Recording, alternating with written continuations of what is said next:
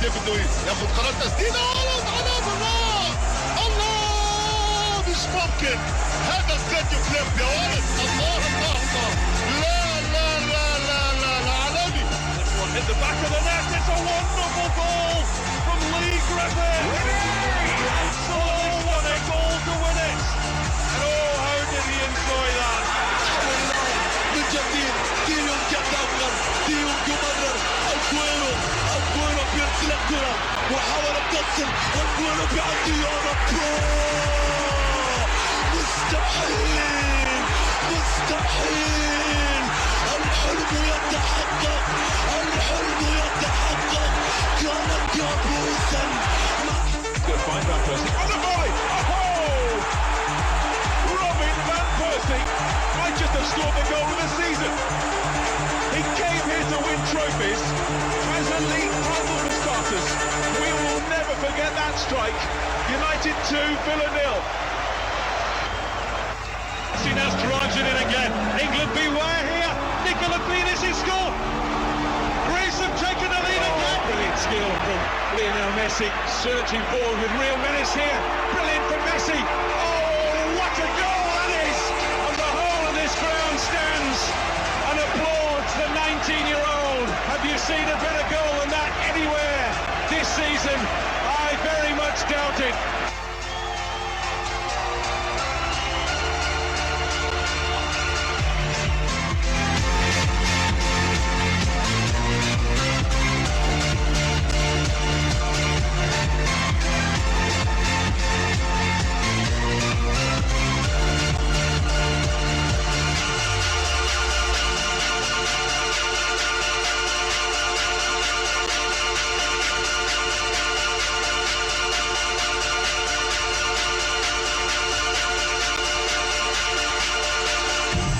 Good afternoon and welcome to another witty Thursday right here on the show where we get to look at the latest development emanating from the exciting world of football. It is the football fan attack. It is a rainy day as well, but irrespective of what's been happening, we're back at it once again to look at stories in the world of football on this all-important day. We'll be looking at a whole lot this afternoon from the home front where we have conversations particularly surrounding the Women's Africa Cup of Nations.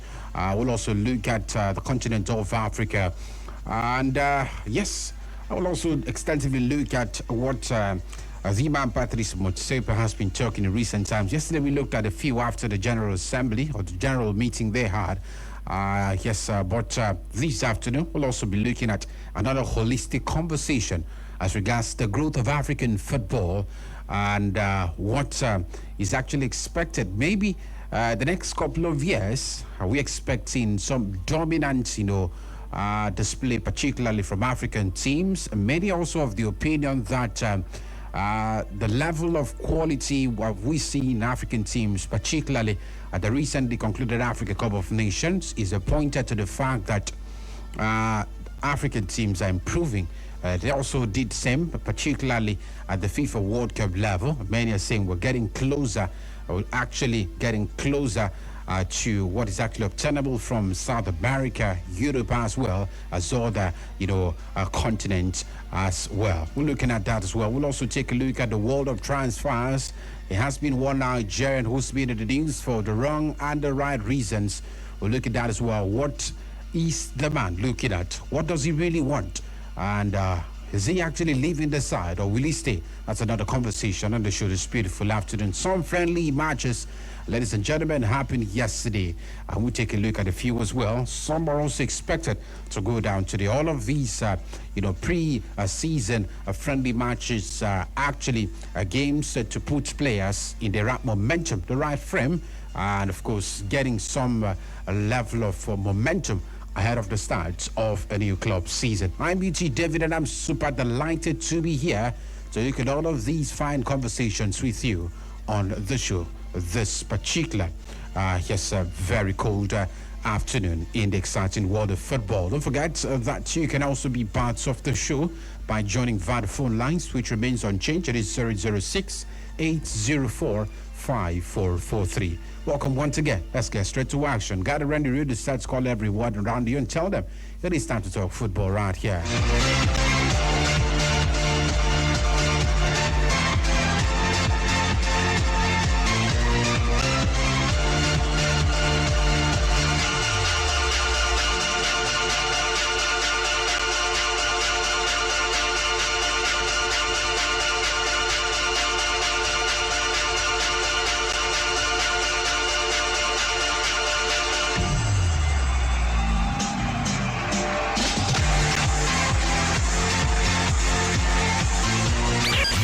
The world of football. Join the football community here on Planet 101 FM Uyo.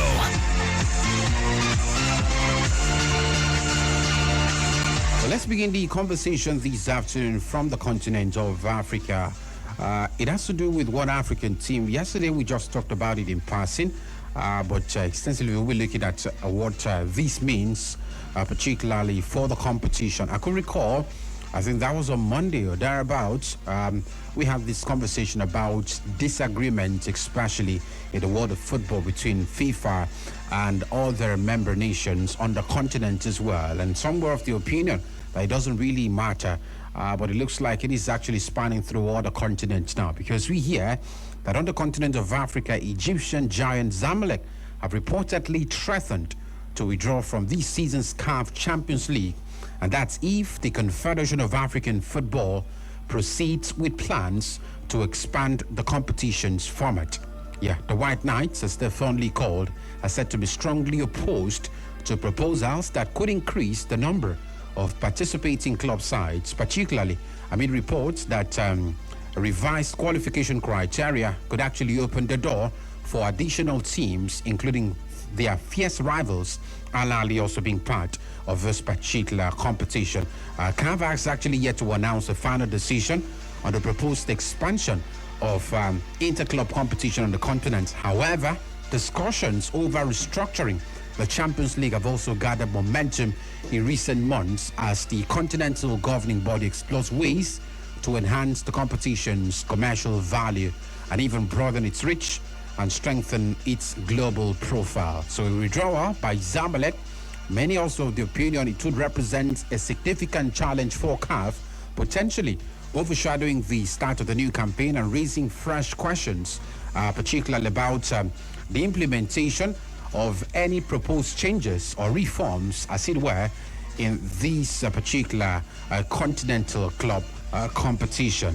I could recall, just like I said some days ago, we talked about reforms by FIFA and, of course, UEFA heavily criticizing it. La Liga president Javi Tebas is also criticizing some of those changes. But it looks like on the continent, we may just likely see changes as well. But this time around, it is some club sides that are also one of the most decorated, clubs in this particular club continental competition, revolting against some of these changes. Well, I've got a full house right here. Fun is right here alongside Blyden. Good afternoon, gentlemen, on the show. Two teams in the Egyptian side have revolted about a proposed move of reforming the CAF Champions League and making it, adding up the numbers, making more clubs participate. And they're of the opinion, if they have more teams being included, if they have expansion of a CAF Champions League, then they will withdraw from the competition. What does this mean now, especially at a point where, yes, CAF president and of course all the member nations are looking forward to create more value, commercial value for the competition? Well, first of all, good afternoon, UT. Good afternoon, listeners. I think it's very funny, very ridiculous that Zamalek would say we're going to quit the competition. I've always, for one, been, I've believed in the fact that we need more teams in the CAF Champions League and the CAF Confederations Cup. I think it's a very thin competition. It reminds me of the Champions League in the 2000s, 2002 and all of that, because we don't have enough teams in there. We basically have, I think, about two groups. From there, we move to the quarterfinal stage, and before you know, the final of the CAF Champions League. It doesn't make sense to me. in the modern era of football, we should have up to 32 teams from Africa competing for that crown. So I don't know why Zamalek is crying about it. I would actually like to see, maybe after more days, we'd get to see if other teams actually believe, towing the path of Zamalek at the moment. Because for me, I think we need more teams in the CAF Champions League. It should not be restricted to just a few. It's almost as if we are having an Elite competition, just like what Florentino Perez wanted to do with the, UEFA, whatever I wanted to get out of the UEFA Champions League. It's almost like that in Africa. Only a few teams can participate. Imagine winners of the NPF or Remo Stars having to face a giant in the bid of, talking about South African Mamelodi Sundowns just to qualify for the Champions League. I think a team who wins a league as huge as the Nigerian Premier Football League should be able to at least get an automatic ticket to the CAF Champions League. Doesn't matter which team wins it.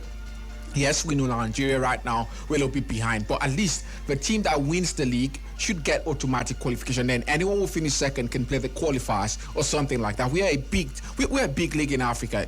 No matter how you want to put it, yes, it's diminished over the years, but still, Nigeria, when we want to talk about football in Africa, Nigeria would always be there. So I don't know why Zamalek are doing what they're doing, but I think we need more teams in the Champions League. We need more teams in the Confederations Cup. I barely do not even like the format of the competition right now. It doesn't really make me intrigued to watch the matches.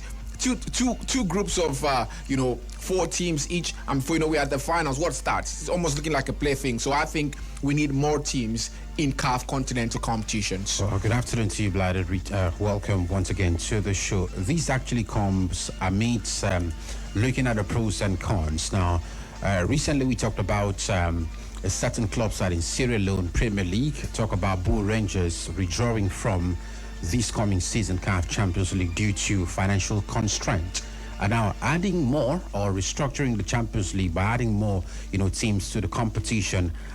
Bulk of these teams are definitely teams that maybe do not have the financial capacity to play, travel to different countries, play football with these club sides. How does it add up to ensuring that these club sides also have some dividends while participating on the continent? Because now we're looking at the usefulness of how this expanded version of inter-club continental competition can actually add value to these club sides. Well, first of all, good afternoon, everyone. Good to be part of the show.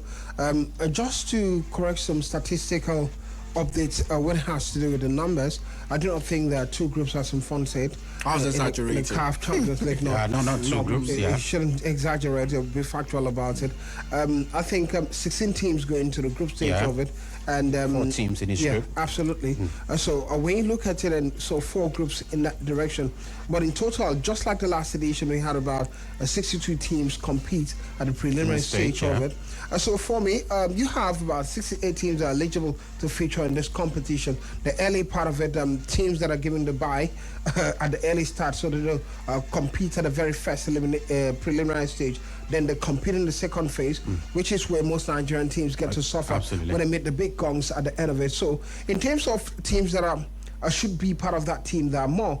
But what CAF tend to do is to ensure that we have more teams in the group stage. I can understand where some of the big clubs are complaining about it, but come on, no matter how I want to talk about it, I think also it's not favorable for teams. If Zamalek says that, then maybe Nigerian club sides could also protest and say, well, we're not going to the preliminary stages again to face the big teams at the early stage and be knocked out so early in the competition. So I agree to the fact that there should be an adjustment in terms of the number of groups that are there in this competition moving forward, just like we'll have in maybe it could be expanded to 20-something teams at the group stage of a competition and not just 16 teams for me. I understand the concerns of a big club because at the end of it, you look at your logistics, at the end of it, you think about what you earn if you go all the way and win it, coupled with the fact that they play it concurrently with the league format when the league is ongoing. Most often than not, they're playing this game.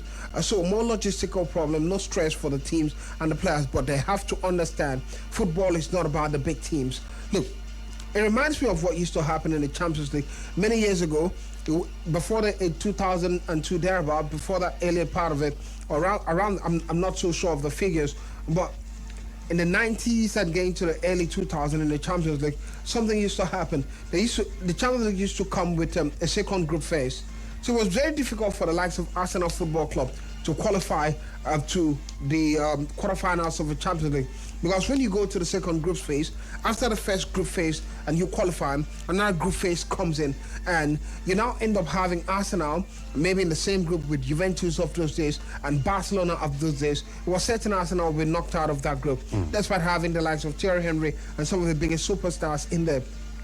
So what did UEFA do? UEFA now looked at it to encourage smaller teams like Lokomotiv Moscow, the rest of the smaller teams, where players can come to fore and also get investment that they ought to get in the course of football, because football doesn't grow when there are just elite teams in there that are doing well and the rest of them not doing well. And they removed the second group phase. And guess what happened? We started seeing some smaller teams find their momentum even further. So I think opportunity should be given to smaller teams in CAF competition, especially knock off a bit of that preliminary stage. If you want to make preliminary stage, let the teams battle against smaller teams at the end of it. Take the big guns out of that early preliminary stage, and let the teams that can qualify come in and also be part of the group stages. Let more teams have the ability to qualify, which also demand that CAF themselves, they have to put more money in there. So while the likes of Zamalek and the rest are complaining, I think smaller teams should also complain.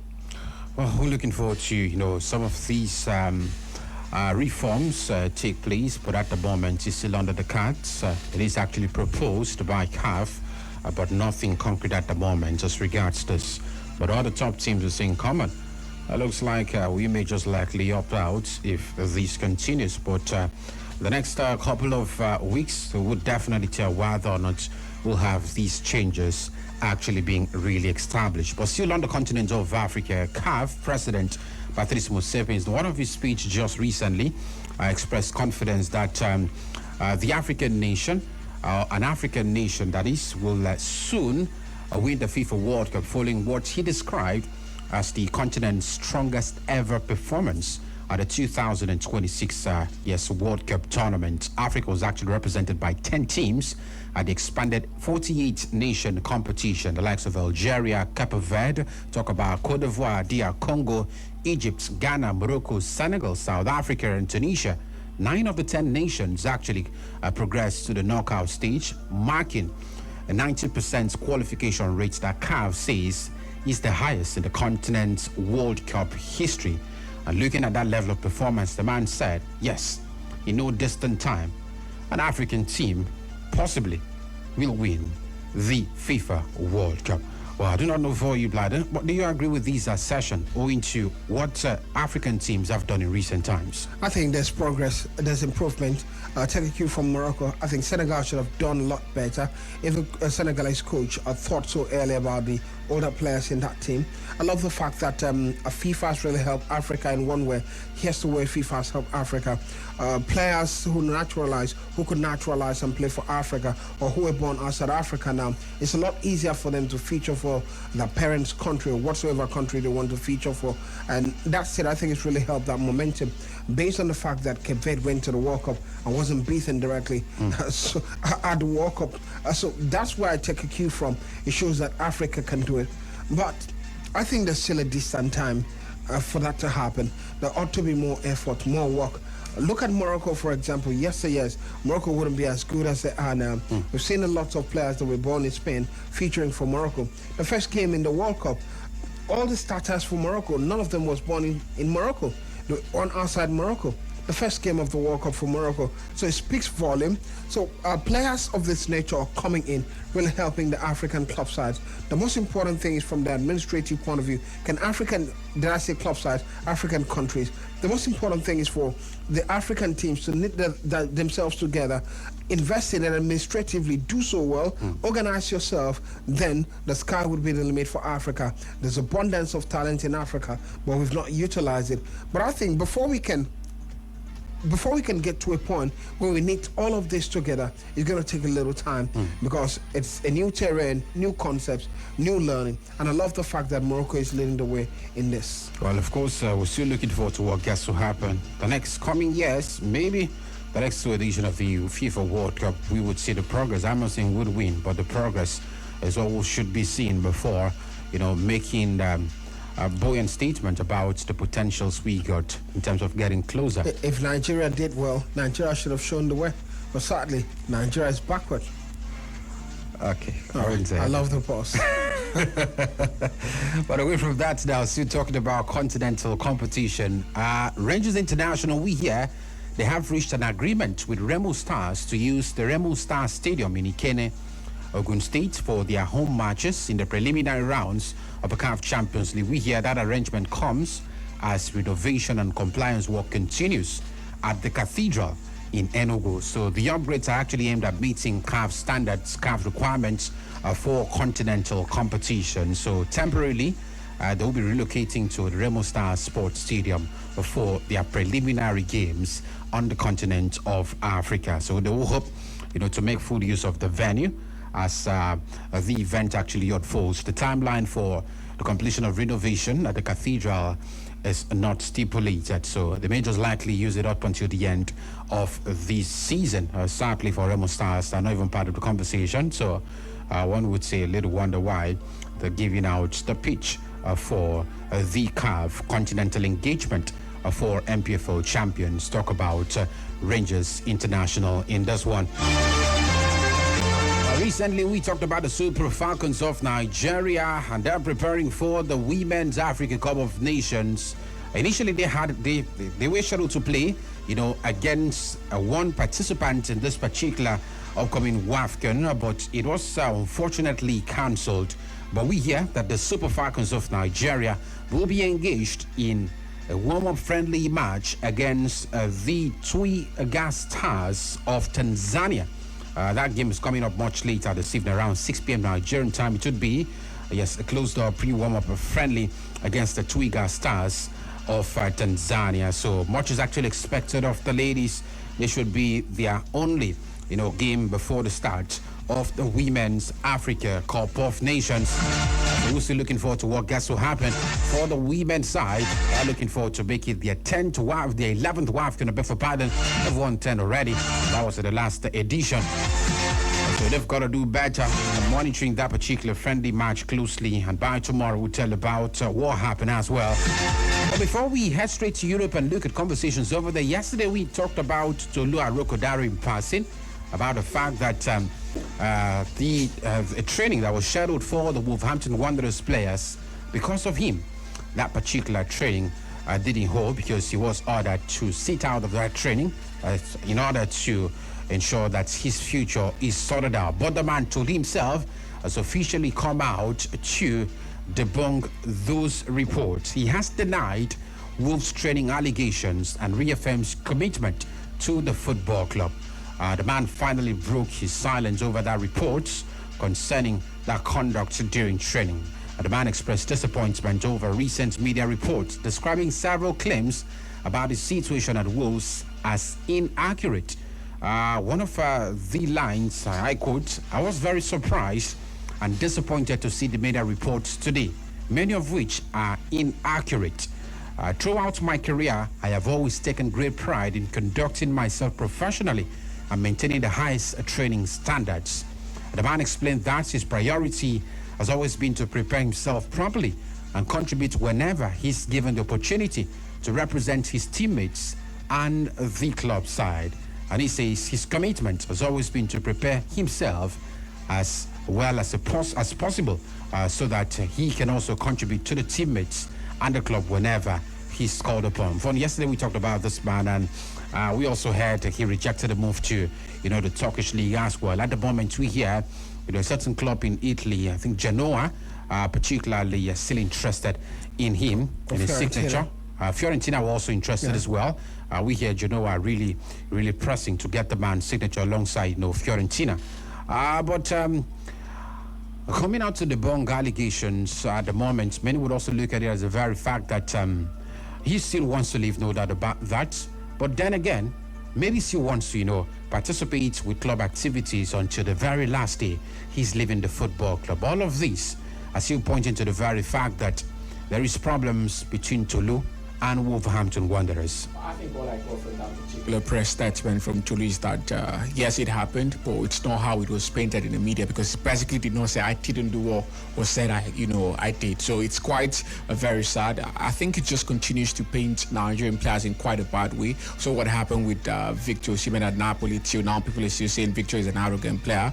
Well, you look at him at Galatasaray, the coach is even instigating for him to become the captain of that team. So you ask yourself, where's the arrogance? Where's the problem there? Look at what's his name now, Dembele Lookman at Atletico Madrid when he was living at Atalanta, the same issue. So it's quite sad. But I think for Tolu, that Fiorentina deal really made him sad, because Fiorentina was serious about getting the man. Yeah. But as of now, they've gotten Cristino Alai from the Ivory Coast player. So it's filled their non-EU quota. So that deal cannot go through. So it's quite sad. He wanted to go to Fiorentina over Trabzonspor, but Trabzonspor made a more favorable deal to Wolverhampton. It's basically what we were talking about yesterday with Crescenzo Somerville. Wanted to go to Roma, but Al Hilal made a better deal than Roma. So it's just the same thing. But for now, for Tolu Arokodare, I think it's all about carrying himself like a professional. Yes, he's been slighted. I'm sure he's not happy with what Wolverhampton Wanderers have done. They're just holding out for the highest bidder. What can you expect of a team who've gotten relegated? So it's not their fault. Neither is it Tolu's fault. But he has to uphold the highest professional standards. I just wish him the best of luck. Well, of course, it is still an evolving conversation. It will keep lingering until he finally leaves the football club. We'll also be playing in the English Championship, so still looking forward to cashing in on some really important player in the side. Already they've sold João Gomez to Aston Villa, and they're still looking forward to selling more, as they have been relegated to the second tier of English football right there. But just before we hit at the phone lines this particular afternoon, let's quickly look at a few transfers.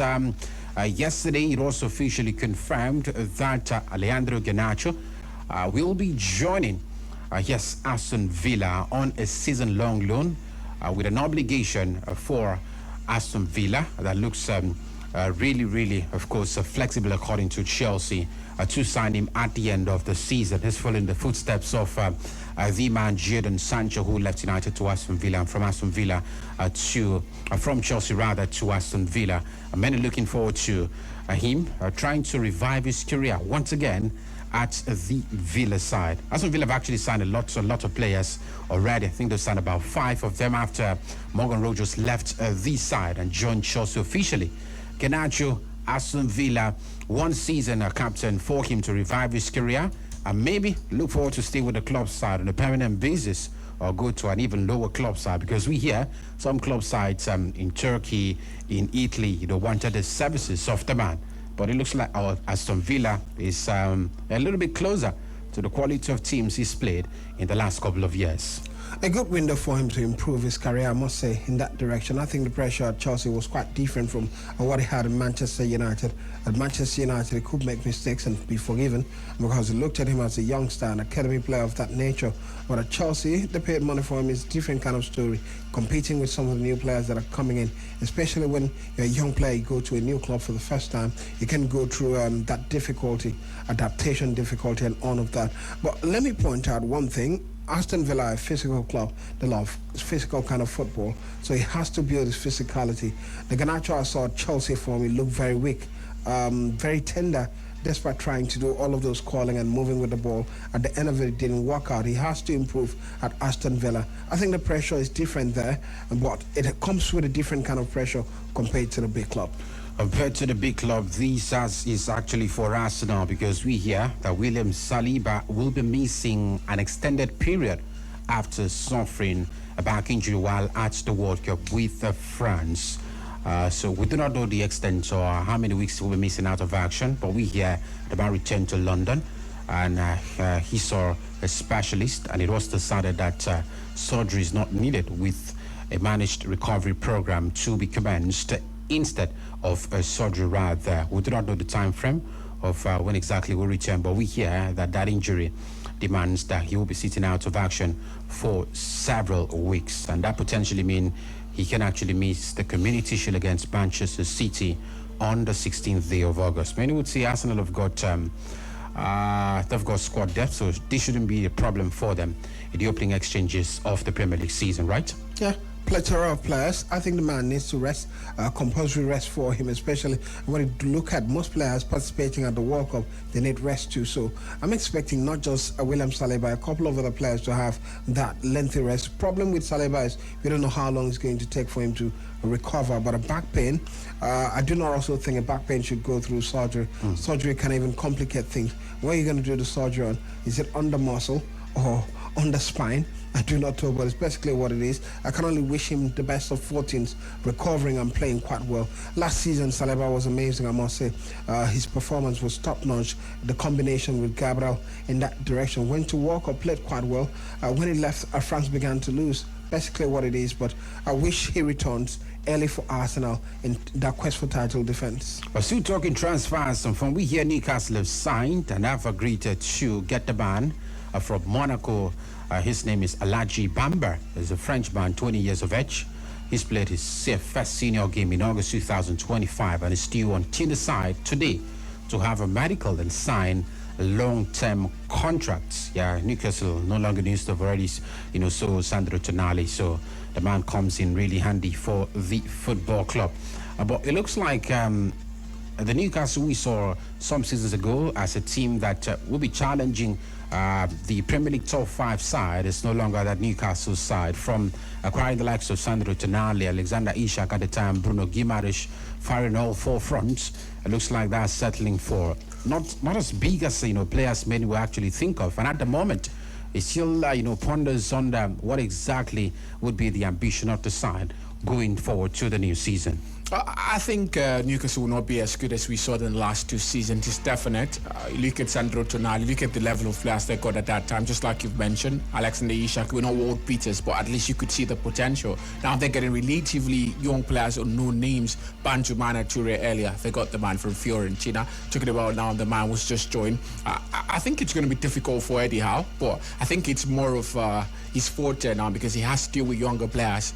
Those star names might give him a little bit of some difficulty. Saw him last season, couldn't really integrate Yohan Wissa into the team, had to even make use of William Osula, who is just 22 years of age. So at the end of it, I think this is more of where he's comfortable the most because he can deal with these younger players. We saw him at Bournemouth with the younger lads, maybe 2018, 2017. That was the best of Eddie Howe I've ever seen. So I think it's going to make him, become an even better manager because if Eddie Howe can bring out the best out of Banjumana Toure, come on, it's going to be more to his credit. But when you give him top names, you sign a big name now for Eddie Howe, and the person doesn't hit the ground running, it's going to be a bad thing for Eddie Howe. So definitely, I think it's better for Newcastle now. Better for Newcastle. Arsenal have actually officially unveiled their versatile attacking player. I'm talking about Christos Zolis from Club Brugge for £34 million. So for the Arsenal fans, they're looking at this man coming in to replace the man Trossard, who's left the side as well. So we're looking forward to see Arsenal getting even more players because we hear the man Zolis is not enough, especially looking at the attack line of that Arsenal side. Still, many of the opinion they need a strike as well to compete with what's his name now? Gyökeres, owing to the very fact that Gabriel Jesus is not really dependent or a particular player that you can actually bank on and say he plays 5 straight matches without issues as regards injury. Well, I want to talk about the young player that's coming in for Arsenal, Christos, in that direction. A look at the numbers last season for him at Club Brugge. I don't really like Belgium League players as far as I'm concerned. He's on Greece. Yeah, but I played in Club Brugge. Yeah. That's what I'm saying. The league players that are coming there will perform so well. Broken the Belgium Pro League a record, 40 million euros in that direction. So massive for him. It's left to be seen what he does. Last season he scored 17 goals, 23 assists in combination of all in 36 appearances. So I think the numbers are good for him, stacked in his favor, not just about the goals, but the assists in that direction. He'll need time to adapt that in Arsenal because it's like taking a leap from Club Brugge to another top level league. Not just a small club, but a big club. So the pressure comes. We'll have to be patient with him, but I think he's got some talents. Getting some talents right, that will hit the full lines now. We'll take a look at another player who did really well for his new football club recently. 006-804-5443. 006-804-5443. Don't forget, you can also drop us a WhatsApp message on 0902 223 1011. Hello, good afternoon to you. Welcome. Name, location. Hello, good afternoon. Hello? Okay, your turn, and that I will take. We're struggling to hear you. Hello, good afternoon to you. Good afternoon, UT David. Welcome, Victor. Yeah, good afternoon, Karen Kim and fun in the studio.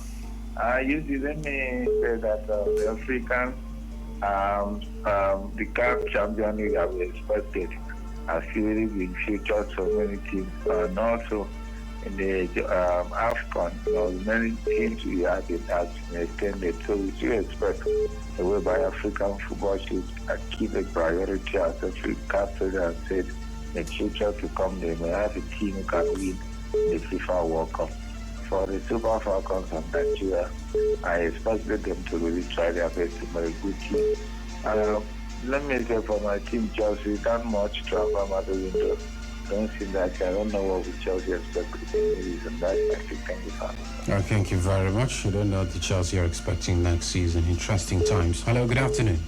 Yeah, good afternoon, sport analyst Mr. Izzy on the line. Welcome, I Mr. want Izzy. to talk about the ongoing transfer. A lot of people Chelsea are making more than 5 signings for Xabi Alonso. And it's not here, it's only 2 signings for them, but Liverpool are making a lot of noise in the transfer market. But I know this is usually something that used to happen in any window.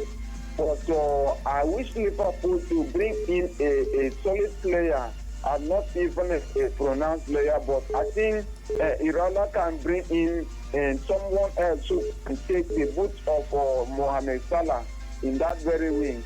And we also need someone to cover Alexander Isak because of a injury.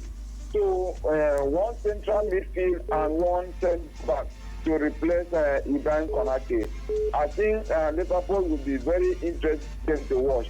A lot of people, Arsenal, are making noise to defend the Premier League title that they won. But I want to assure their fans that this coming season is not be a game as usual, because the life of my team, Liverpool, would be very, very glad in terms to compete in that very league.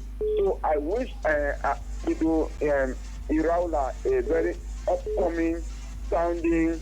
And thank you for having me. Thank you very much. Good afternoon to you. Welcome. UT David Mpana, good afternoon. Welcome, Top Gunner. Talk to us. UT, Cadbury tells me, sir, Liverpool is going bankrupt. Why did I say so? They are begging the owner of Crop PR to buy a picture with them. They spelled a question last year. I will see what become of them. UT, concerning Zamalek of Egypt case, I'm in total support of them. Okay, look at many teams in their country lack football structure and facilities. No standard stadium. Imagine Rangers taking Remo Stars for their stadium. Rangers started playing football even before I come into this age. Nigeria players, masters of players. Any player that scores 5 to 10 goals, they go out of the country. So, what Zamalek of Egypt is saying is the reality. UT Alanda and Infantino have become Donald Trump boy. Call him Iran boy. Trump tipped him to become UN Secretary General. I wonder whether he pays. Finally, UT. Those ones who look for trouble. Goalkeeper, UT. FIFA team tournament teams. I don't like some of the players that are there.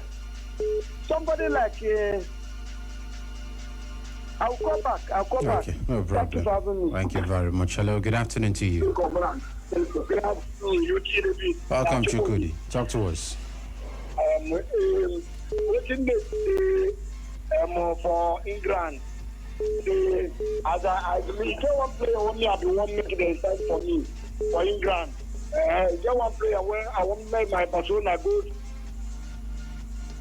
Hello, Chukudi. a drop call situation rather. Do what to call us back if you can. 006-804-5446. Well, as we take the calls intermittently, we hear Leeds are in talks to sign Manchester City goalkeeper James Trafford. The man could leave the Etihad this summer, just a year after returning.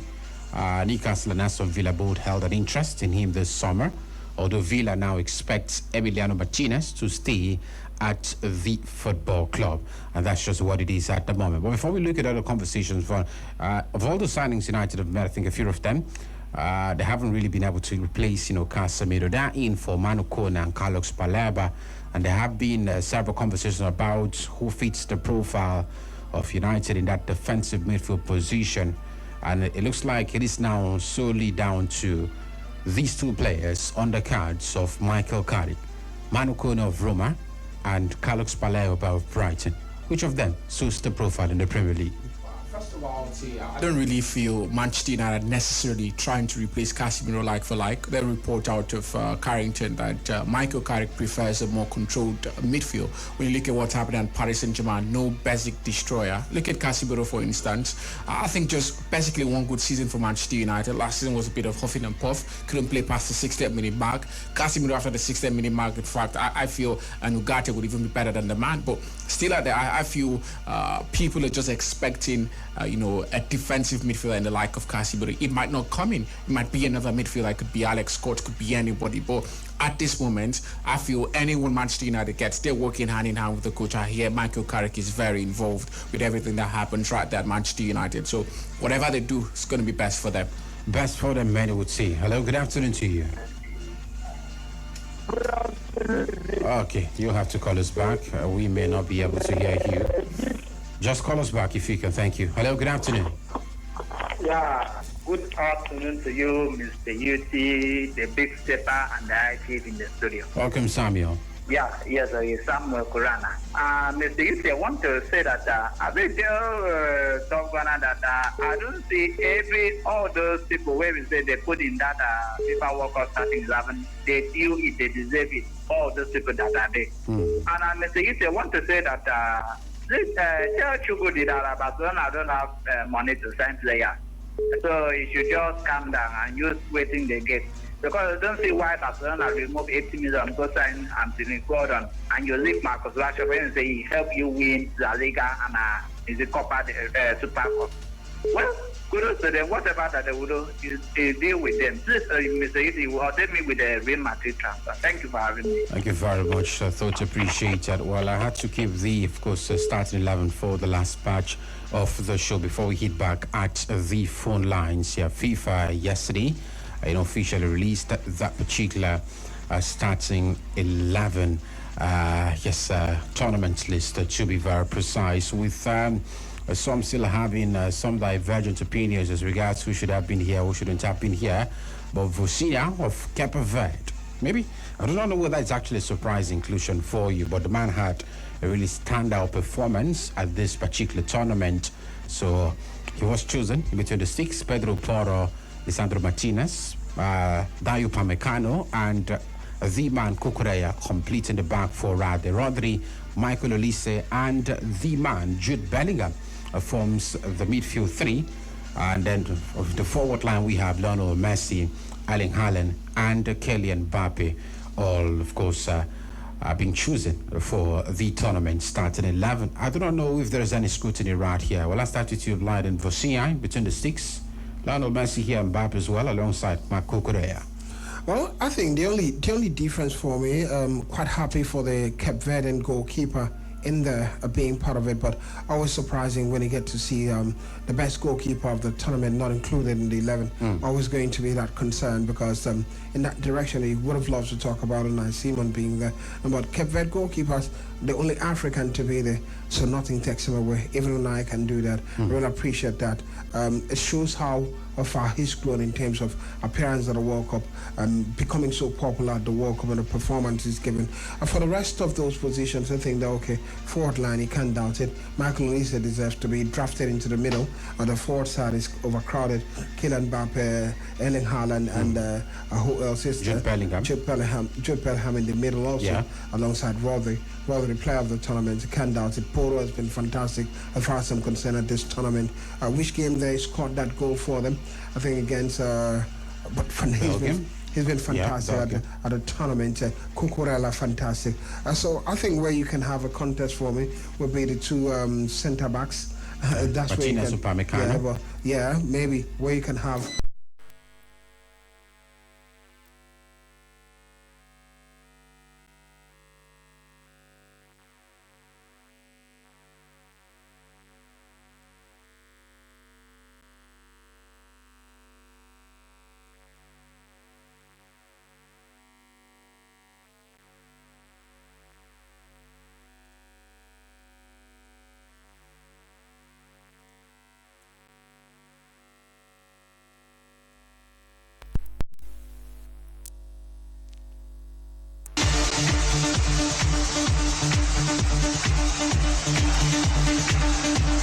It is still the coverage of football fans right here on Planet Radio 101.1 FM. Since apologies for that short breaking transmission. But as we look set to wrap things up, yesterday we had some friendly matches for some football clubs. I'll just take a look at a few of them, few notable ones. But one player actually stood out, and I'm talking about Tottenham Hotspur. They played against a team by the name MK Dons at it was a behind closed door friendly match, as a matter of fact, but Spurs got that particular victory, and Matheus Fernandes scored on his debut for the Spurs team, and he called that particular goal the best goal of his career. He scored in the 3rd minute of that particular friendly match.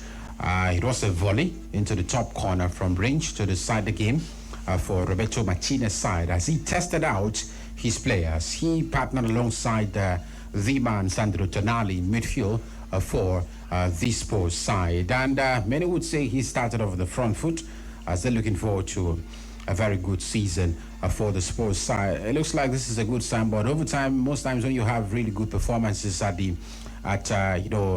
pre-games warm-up, many usually question your ability when the season starts and you're not hitting the ground running as quick as possible. But first goal for him, many would say a friendly match against a relatively lower opponent right there.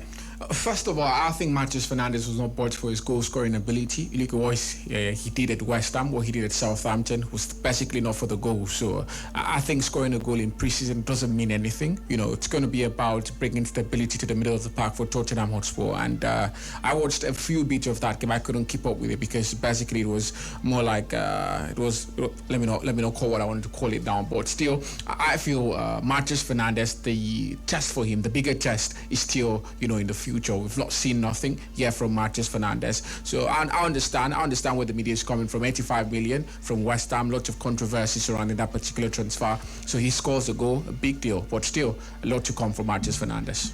A lot to come from Matheus Fernandes. Leicester City were 1-0 winners over Cardiff yesterday, while Benfica B-side got the better of Anasai in another friendly match, 2 goals to 1. There's still a few friendlies that are scheduled for later today, not relatively bigger names. Sevilla will take on Cordoba in another friendly match later today, while Sampdoria will play against Cagliari in another friendly game. Nottingham Forest, I think they are B team right here, already played in the early hours of this morning, and they were being beaten by Rio Ave 5-2 in that particular game as well. So series of friendly matches still taking place. And still trying to keep momentum up as we're looking forward to the start of the new season. Well, let's hit back at the phone lines as we look set to wrap things up. 006-804-5443. Hello, good afternoon to you. Welcome. Yeah, you did, David. Welcome back, Victor. Keep it short this time. Let me really talk about the banter. That walk around. First team is supported Real Madrid, and Real Madrid failed to win the UEFA Champions League. And also supporting in the FIFA World Cup at Argentina, and they fell. Even if Messi had not even scored, I think, a goal and target at the final. But Spain is really the champion of the world. So let me say that if you want to make football and rate football, you need to try your best to at least want to just fulfill your own standard. That's my take. Thank you for having me. Thank you very much. We hear that Liverpool are confident they can actually beat Arsenal and Bayern Munich to the signing of Bradley Barcola. I do not know. Is this lad really good enough for Blyden? He's really been sought after by top clubs in Europe. I saw him at the World Cup.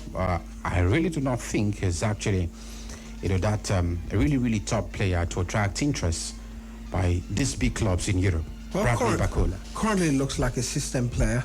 It just came on board like a young player now, and most often than not performs better when it comes off the bench.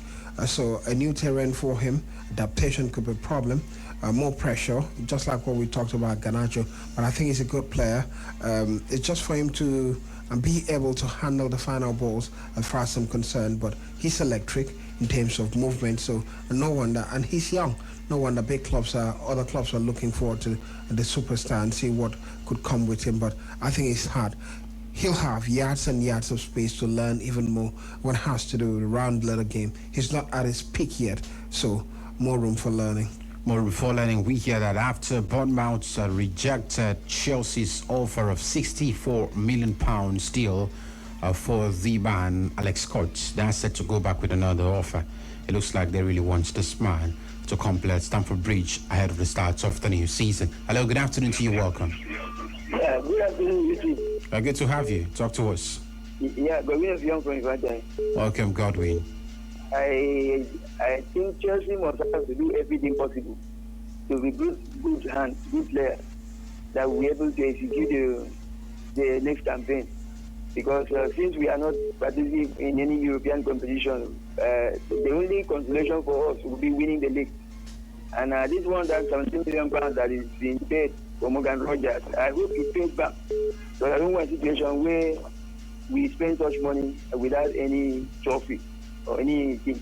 Thank you for asking. Thank you very much. When we hear that negotiations have actually been opened between Fulham and Gonzalo Garcia of Real Madrid to join the side. Alvaro Arbeloa, it looks like he really wants to get some Real Madrid outcast from that football club to come play for him at Fulham. I think it's going to be unfair to call him an outcast. I think Gonzalo Garcia is just cutting his teeth when it comes to football. So maybe could be a good fit for Fulham. Remember, Raul Jimenez has joined Wolverhampton Wanderers. So right now, I think it's just Rodrigo Muniz. That's the only striker right now for the Fulham first team. So I think Gonzalo Garcia would be a good addition. You never can tell.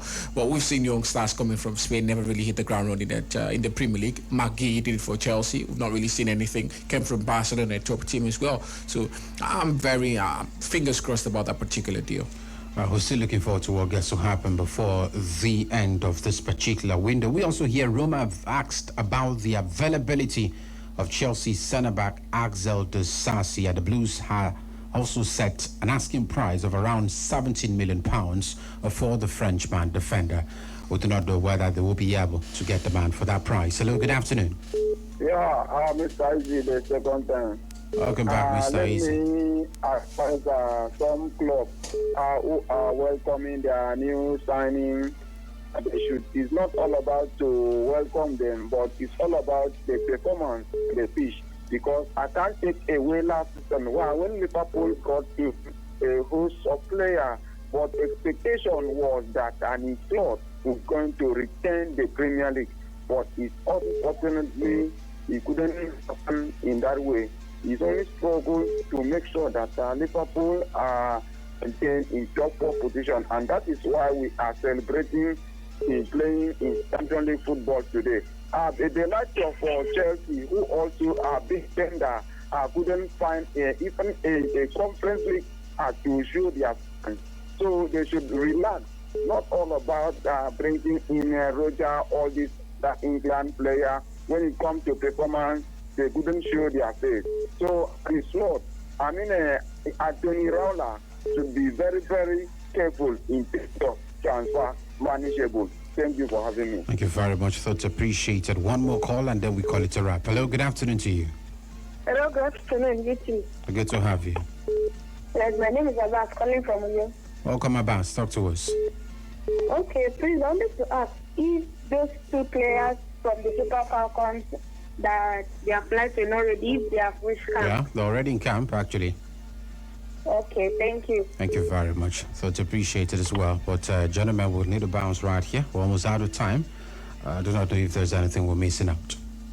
I doubt we're missing anything, but I'm just excited about club football returning. Looking forward to the friendly games and all the preparations to fast as well. And Nigerian players, it's still very, very bad days for Nigeria. Nigerians are so gloomy. If you go on social media, it's very, very toxic in there. I just hope maybe a Nigerian player could get to put smiles on the face of Nigerians soon. By moving to a bigger club? Maybe. Chibuike Nwaiwu might be moving to Fulham soon. Maybe Nigerians will be happy about that. Well, I'm looking forward to big signings from Real Madrid. I hear they're keeping real tap on Michael Olise now after lots and lots of talks. And the captain of not a captain now, what's his name, saying that Kylian Mbappe really talking about trying to convince Michael Olise to join the side. All of those talks, we'll get to see what materialized at the end of it for the likes of Samuel Corona. But I hear Jose Moreno also deeply interested in Rodri. Wow, interesting. Maybe one of the reasons why we'll also hear some rumors the last couple of hours about Aurelien Tchouameni.